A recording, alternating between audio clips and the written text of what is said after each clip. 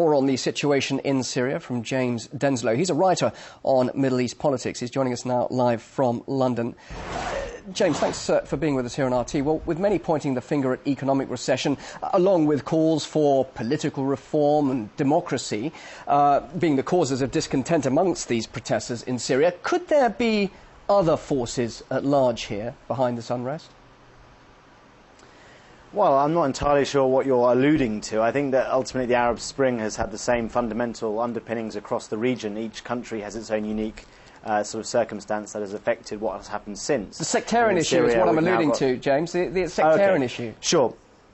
Yeah, well, in Syria we've not seen necessarily a sectarian dynamic emerge yet, although there is, of course, elements to that narrative. Two in particular, the first being, of course, the fact that the regime does have a heavily Alawite elite, although at the same time you can look at the numbers of political prisoners and find there are lots of Alawite political prisoners within that too. So that's one thing. The second thing is, of course, what would happen if the state collapses?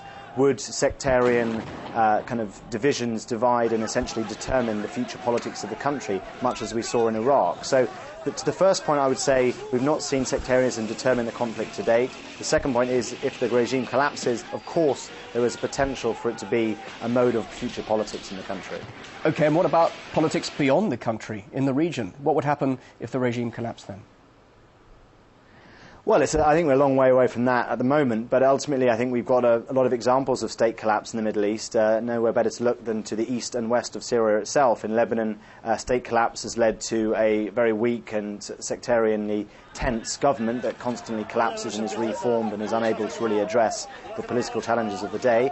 Much as the same thing exists to the east in Iraq, which of course is a lot larger as a country and has huge supplies of oil, but once again the central government is characterised by sectarian patronage within the ministries, political inertia towards issues that affect the people in the country. So I don't think there's a real good prospect of what would happen if state collapse occurs vis-à-vis examples in the past. What the Syrian opposition would hope for is that the regime doesn't bring down the state with it, that it chooses the path that Mubarak and Ben Ali took to some degree of exile or moving off into the political wilderness, and allows for a technocratic government to essentially implement the democratic reforms that have been promised over the last 5 months in the 3 Assad speeches that he's made. But what would sorry to ask you, but what would that replacement government consist of? It's a bit like Libya, isn't it? People aren't too sure really of what the opposition is.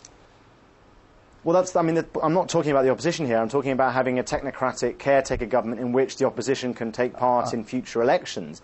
In Libya, you have a transitional council, and they're arguing that their role is simply to take down Gaddafi before implementing a period of transition for the country. In Syria, you're nowhere near this point yet. In Syria, the only really effective opposition is externally in terms of organising. Internally, there is a huge public protesting opposition that don't want Assad, but we don't know exactly what they do want because there's no real political space for them to operate in. Now, one of the reasons why Assad has attacked Hama on the start of Ramadan is because he's afraid that Ramadan provides a bigger political space within the organisational structures of mosques in this particular time of the year for his regime to be challenged. So he's clearly worried by that and is taking steps against it. Civilians are dying, though, and the UN Security Council obviously discussing its response to the events there.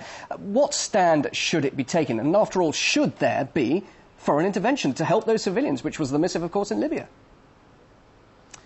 Well, I think the UN is looking fairly impotent at the moment, largely because of what happened in Libya, in the sense that the Russians and the Chinese feel that they were betrayed by the West, in that the people who pushed for a Security Council resolution in 1973, they thought it was about humanitarian protection. It turned out to be about regime change. They didn't sign up to that. So I can feel why the Russians and the Chinese are so aggrieved by that. But on the other hand, for them not even to sort of come out again, I know the Russian language is changing now, but they're coming out against what is now being called in some circles the Ramadan massacre, sending tanks into civilian areas and using heavy artillery against people who don't seem to have many weapons, if none at all. So I think the UN is not necessarily the fora for dealing with Syria. Ultimately, if I were in Washington or London, I'd be looking to put pressure on the countries who are far closer to Syria, the Russians, the Chinese, the Turks, and also the Iranians, to see whether they can actually influence Assad's behaviour. But beyond that, I feel that because the regime is so terrified by what's going on inside its own borders, it really doesn't care about what people say beyond them. Always good to hear what you have to say. James, thanks very much indeed. James Denselow, writer on Middle East politics, talking to us live from London. Thanks for your time. Well, still ahead here on RT.